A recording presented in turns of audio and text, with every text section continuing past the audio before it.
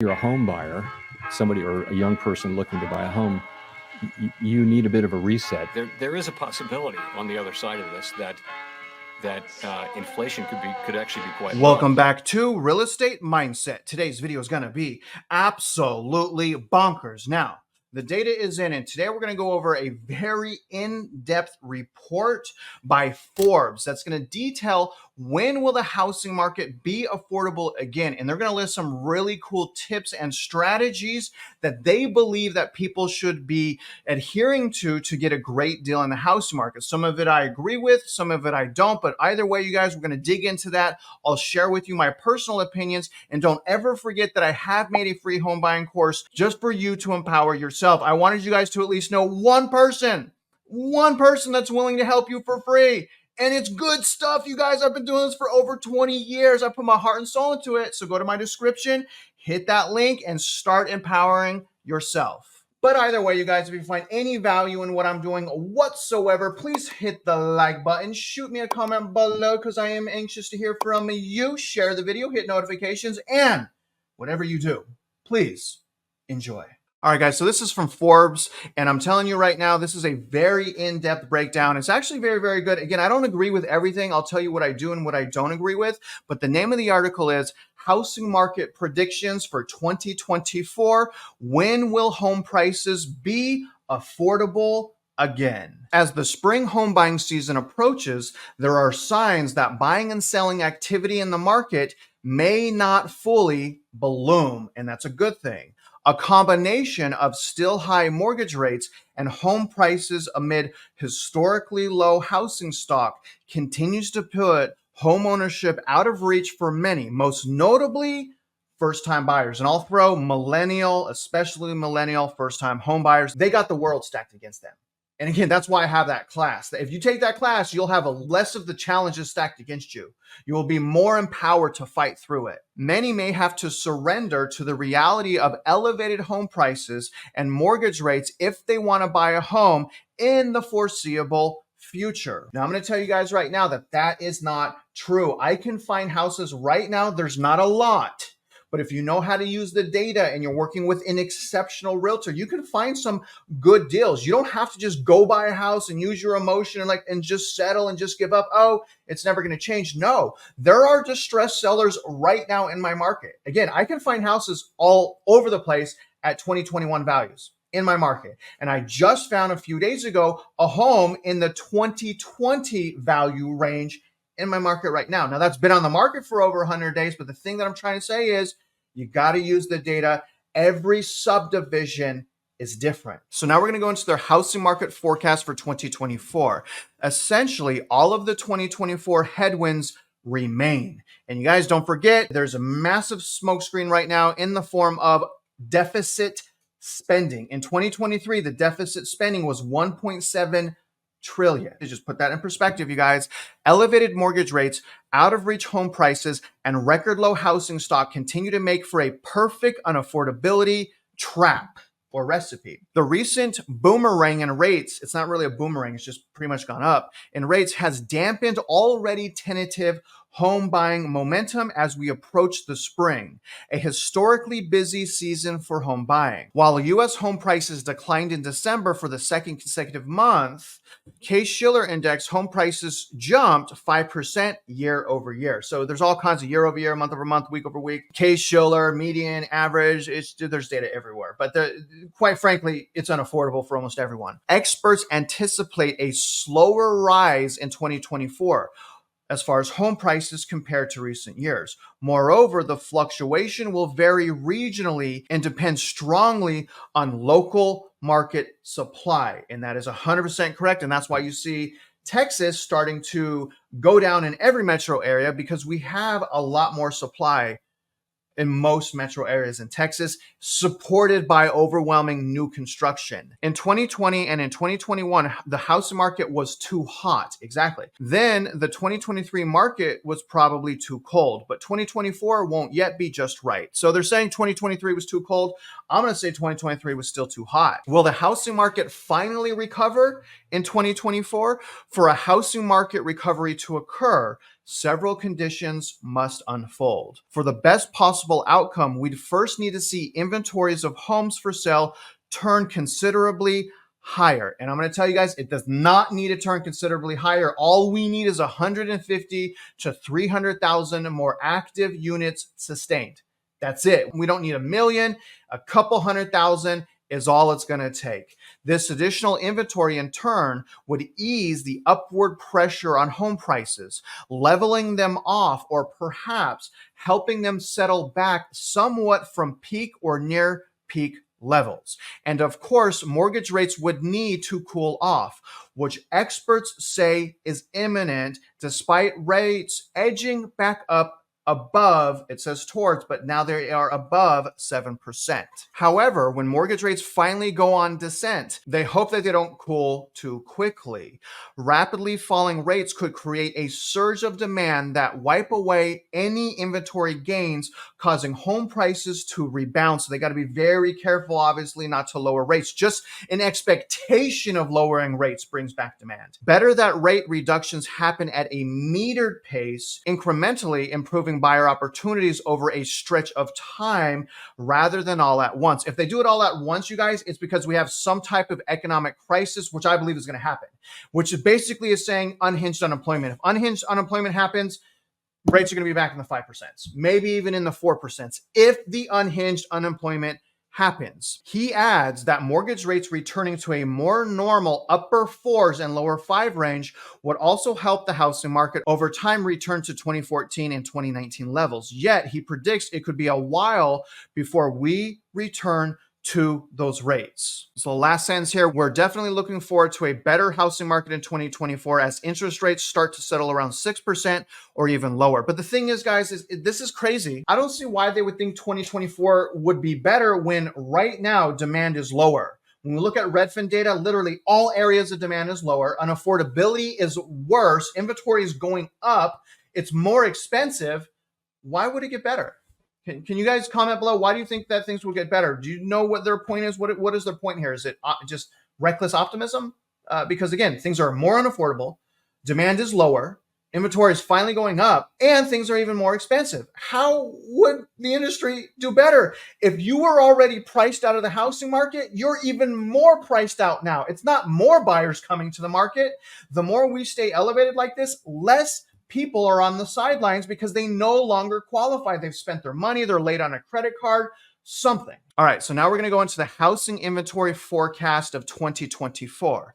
With many homeowners locked in at low interest rates or unwilling to sell due to high home prices, demand continues to outpace housing supply. That's how little supply we have. Demand is absolutely crushed, but the supply is that low to where that tiny little bit of demand is keeping things propped up. And that's why I'm saying, dang, I wish people would stop buying houses right now. Just right now, okay? Not forever, just right now. I don't expect to see a meaningful increase in supply of existing homes for sale until mortgage rates get back down to the low 5%. So probably not in 2024, they're saying.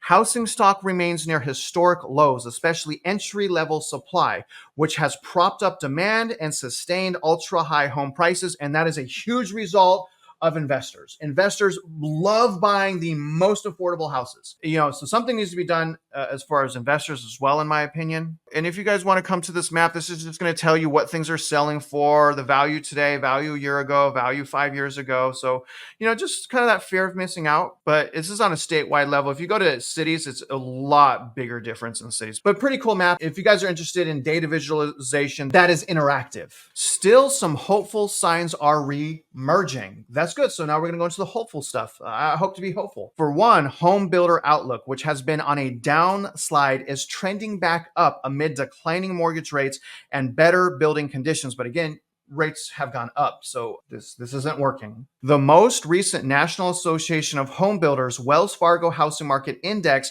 which tracks builder sentiment, rose from 44 to 48 in February.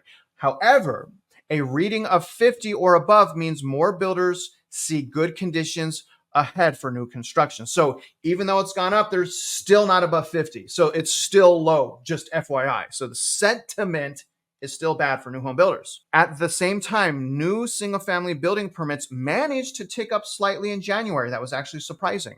That's the 12th consecutive monthly increase, according to the latest data from the U.S. Census Bureau. You guys, there's a dumpster fire going on with new homes. You guys know how much I love to cover new homes. And if you want to see me traveling around the nation, go to my playlist on my channel under the Metro Report videos. Those are boots on the ground videos and eyes from the sky. Residential real estate stats, existing, new, and pending home sales. Though the housing market demonstrated some signs of growth ahead of the spring home buying season, persistently high mortgage rates may hinder activity from fully flourishing. Here's what the latest home sales data has to say, starting with existing home sales. Existing home sales showed tentative signs of pre-spring thaw in January, climbing 3.1% from a month before, according to the data from NAR.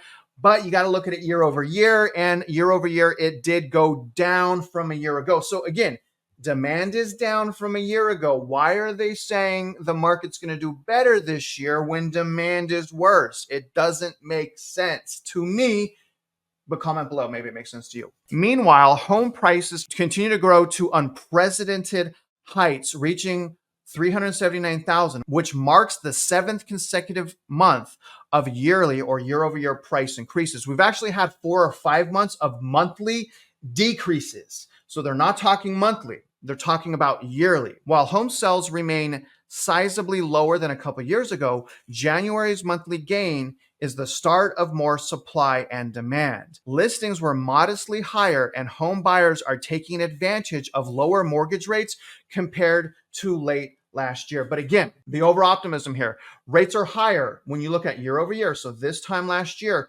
rates were about half a point lower. So right now, rates are higher.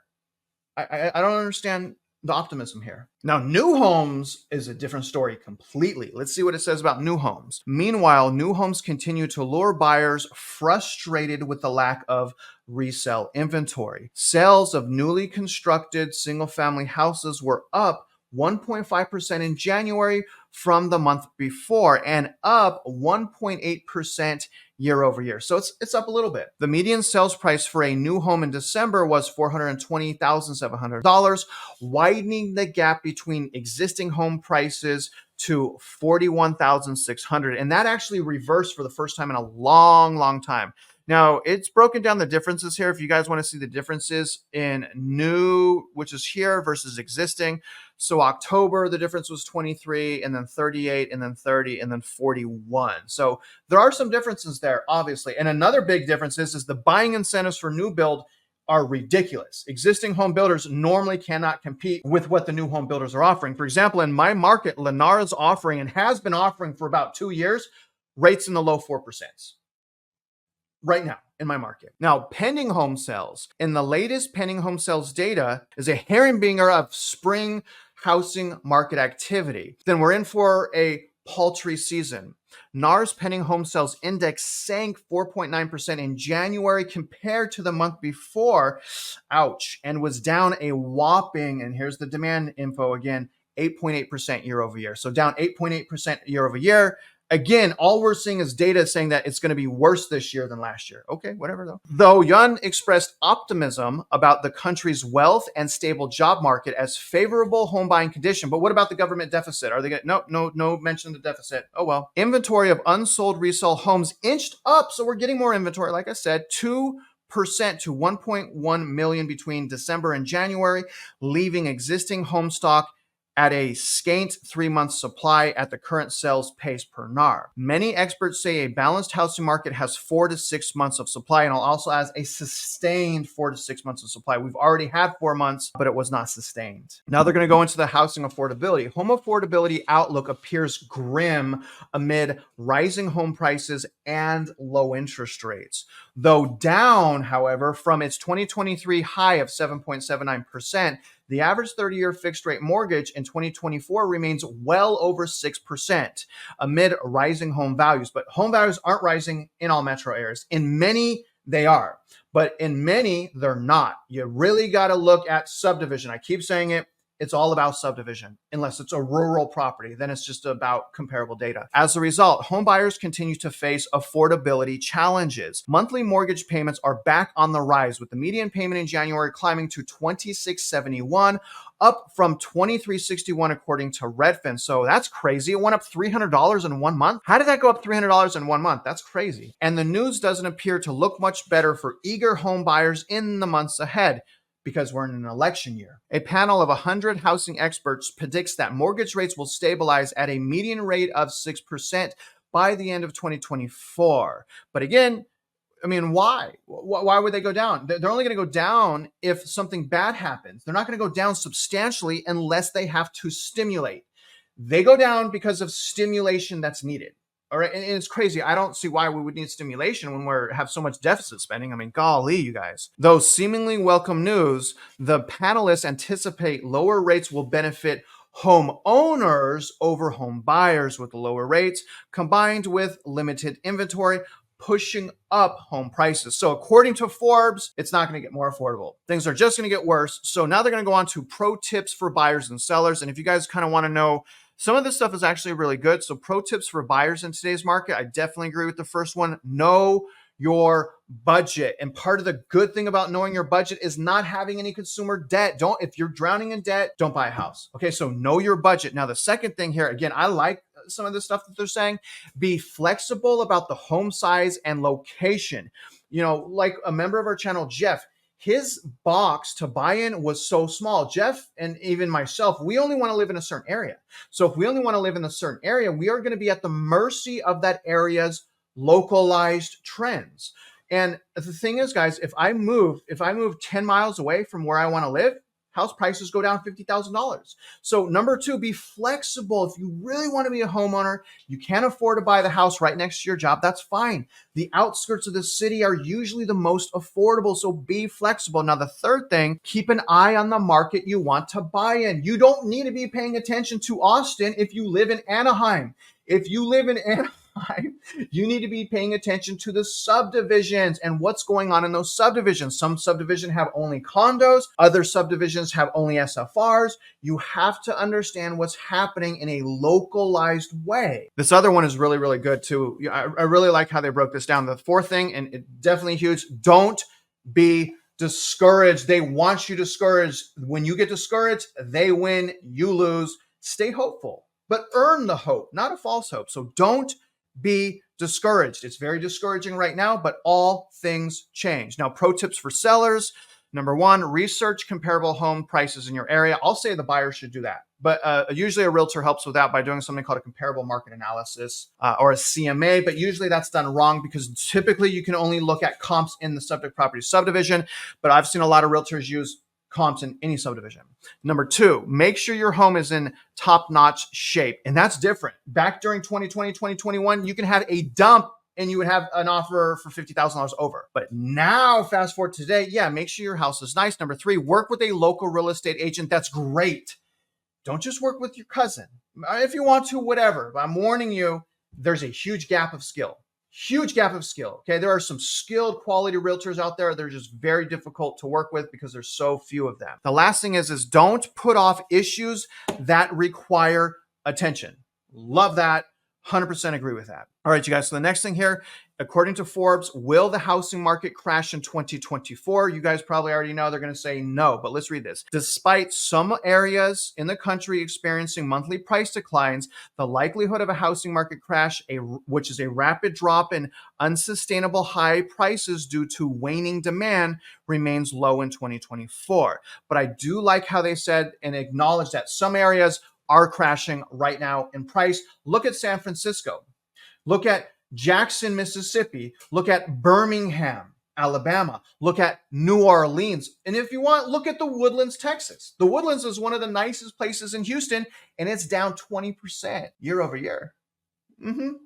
But overall, homes are up about 4 or 5%. The record low supply of houses on the market protects against market crash. So that's the narrative. We don't have enough inventory to crash. So that's what they're saying. But the thing is that we have too much demand for that limited inventory. So as long as demand is under the inventory, we're okay. but it's over slightly the inventory. It's very interesting. Moreover, experts point out that today's homeowners stand on much more secure footing than those coming out of the 2008 financial crisis. But the thing is, guys, is they don't. Okay. The difference is back in the GFC, you didn't have to verify your income.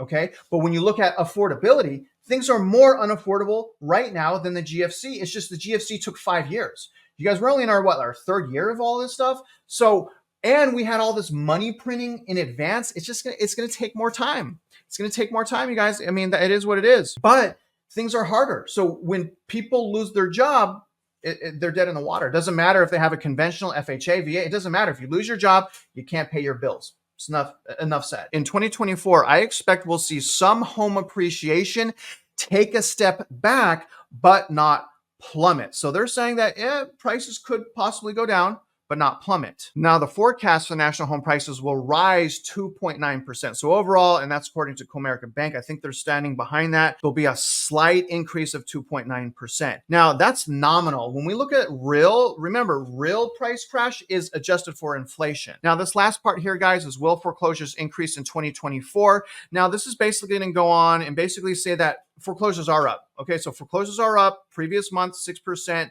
and 5% from a year ago. I'm going to just spare you because I'll do a separate video on this. But we, according to this, are 60% under pre-pandemic levels. All right. Now, there's a couple primary reasons we haven't seen foreclosure. Number one, moratoriums. Number two, massive equity gains. So those are the two primary reasons. But as those things stop, like the moratoriums are ending, and now we have 2022 home buyers and on that have no equity, those trends will change. So the trend of foreclosures going up, still historically low. And then they have this last little section. Again, this is going to be linked to my description. You guys can come back here. I'm kind of just paraphrasing some of the stuff here. But when will be the best time to buy a house in 2024? Okay.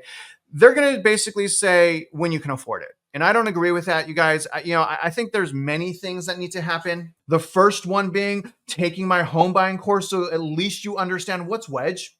What is that? What is cash flow? Why are those things important, right? Like, what's a market analysis?